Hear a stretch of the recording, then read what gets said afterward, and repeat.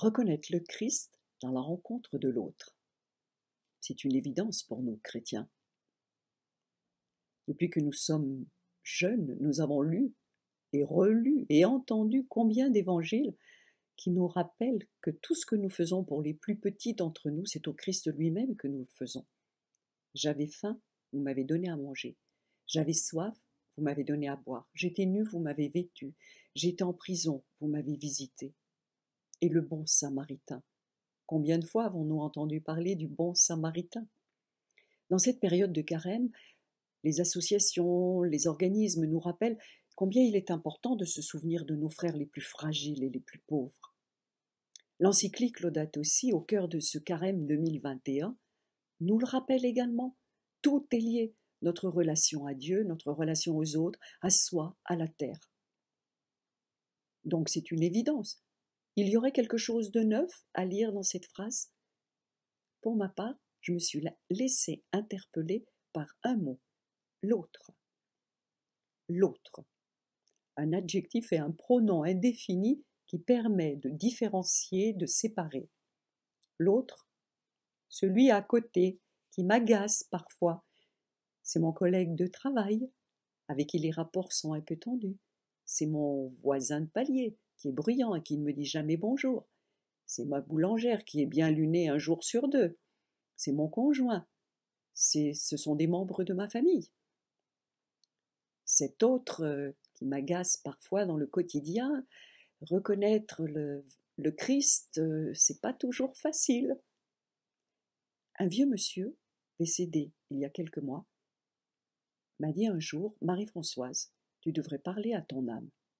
Parler à mon âme? Oui, ton âme, elle est en toi. Mais ton âme, elle est aussi auprès de Dieu. Et il m'a amené à visualiser ce cordon, quelque part, qui me relie à Dieu, là, et vers Dieu. J'ai essayé l'exercice, il est très intéressant à faire, mais il m'a emmené plus loin.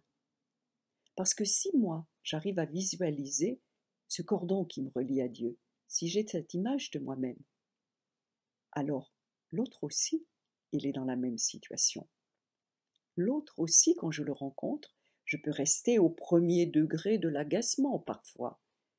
Mais si je le dépasse, ce premier degré, et si je vois cette âme reliée à Dieu, et si je rentre dans un dialogue, je dirais d'âme à âme, qui ne fait pas forcément beaucoup de bruit, si je ne regarde plus ce qui sépare, mais ce qui unit, alors peut-être qu'il est plus facile de reconnaître le Christ dans la rencontre de l'autre. Bonjour, on est Guillaume et Marie Morge, on est famille d'accueil pour le réseau Welcome et on a quelques minutes pour vous présenter ce que cela représente. Qu'est-ce que c'est Welcome? C'est une des propositions de JRS, Service jésuite des réfugiés, où un réseau de familles et d'accompagnantes prennent en charge des réfugiés qui sont en attente d'une solution pérenne de l'État. C'est une offre en complément des solutions d'urgence, et cela ne se substitue pas au placement fait par l'État.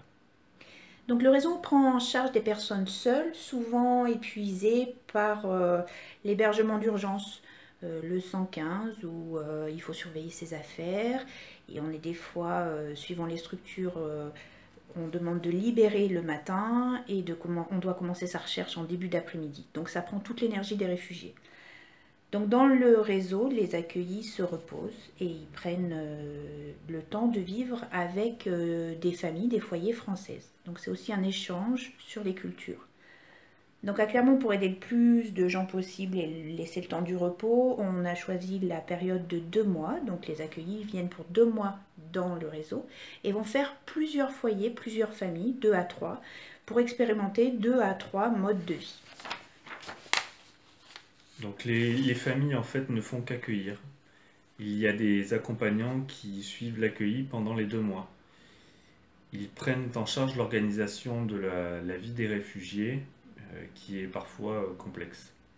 Donc ils font le lien avec l'Office français de l'immigration, l'OFII. Ils vérifient que la personne tient le coup dans toutes ses démarches.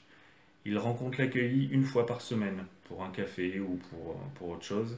et ils l'amènent dans les nouvelles familles. Ils font office de médiateur, ils font le lien si la famille en ressent le besoin. Alors pour nous, on n'est pas très organisé et c'est assez idéal. On a juste à offrir un toit, un petit déjeuner et on prend un repas en général une fois par semaine ensemble. Et bien sûr, on essaie de rester disponible un maximum pour l'échange. Donc pour ce témoignage, on a essayé de faire une relecture et de voir un peu pourquoi on avait démarré.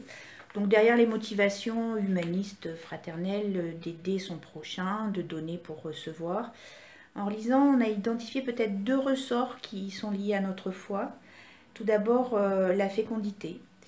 On était à une période de nos vies où la troisième avait 4 ans et puis la famille avait la bonne taille pour nous. Donc on a réfléchi comment ne pas s'arrêter, aimer plus. Voilà.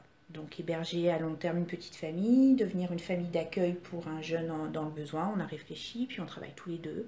On est vite débordés. On s'est dit qu'on ne serait pas bon là-dedans. Donc voilà, welcome, c'était ce qui nous allait bien. Et la deuxième chose, c'est quand on a pris cette décision, c'était une période électorale avec des millions de migrants sur la route, le parfait terreau pour un discours très anxiogène voilà, très anxiogène, et nos enfants y étaient très sensibles. Donc la question c'était est-ce qu'on leur fait la morale, qu'on leur explique que ce sont nos frères. Et là où il y a un ressort chrétien, c'est qu'on a la chance inouïe d'avoir un Dieu qui s'est incarné pour, quand on ne comprenait pas bien, nous expliquer comment il fallait aimer. Donc on s'est dit, pareil à la maison, plutôt que de leur expliquer comment il faut aimer, incarnons-nous, puis faisons-le.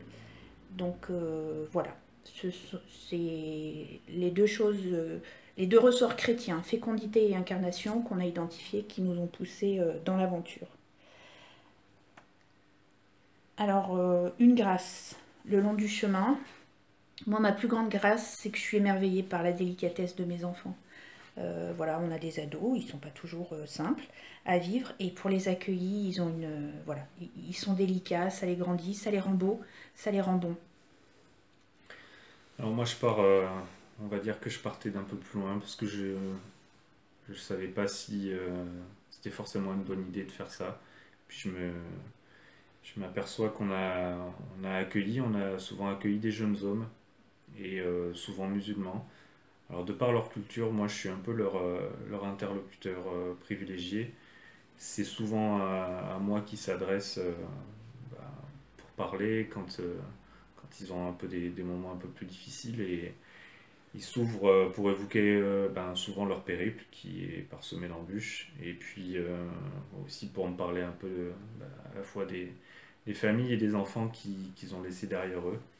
Et c'est vrai que même si au début c'était quelque chose que j'envisageais pas, ça apporte beaucoup d'émotions et c'est très enrichissant. Et donc moi j'ai appris l'humilité, puisque quand ils sont bons, ils disent beaucoup merci monsieur Guillaume. Et j'ai appris que ces rencontres que je voulais faire, et moi je les fais par la cuisine et puis par tenir la maison, et pour discuter et pour partager, c'est plus Guillaume. Donc j'ai appris. Et la dernière chose qu'on voulait vous partager, sur laquelle on a réfléchi pour cette vidéo, c'est un peu changé de vie. Qu'est-ce que ça a changé dans notre vie de foi? Dans nos vies humaines, ça a changé beaucoup dans notre famille. Alors, dans nos vies de foi, moi je me suis convertie, là où j'ai le plus évolué, là où j'ai le plus changé, c'est que dans les tout débuts, c'était une partie de moi, je le faisais aussi par devoir dans ma démarche. Il y avait un effort. Et ça, c'est complètement parti. Et finalement, la fécondité, l'amour grandit.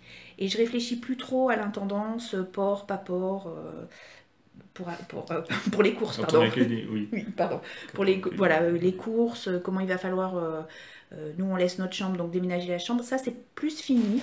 Je pense uniquement à la rencontre. Moi, je trouve qu'à chaque fois, c'est différent, que même au 8e accueil, à chaque fois, la rencontre est unique. On voit vraiment comme un kaléidoscope de frères. C'est toujours très, très lumineux, ça nous illumine, mais c'est à chaque fois à chaque fois une rencontre différente, une lumière pareille, mais c'est différent. Voilà. Et on l'a dit plusieurs fois quand on a eu besoin dans notre vie de foi, lors de notre mariage, des baptêmes de nos enfants, dans le Je crois en Dieu, il y a qu'on retrouve le visage du Christ dans nos frères, et du coup on le voit par plein de prismes, tu disais de vitrail différents. Donc voilà, c'est ce qu'on vit depuis... Qu'on voulait vous faire partager. Voilà, aussi. depuis 2 ans déjà. Et voilà. À bientôt.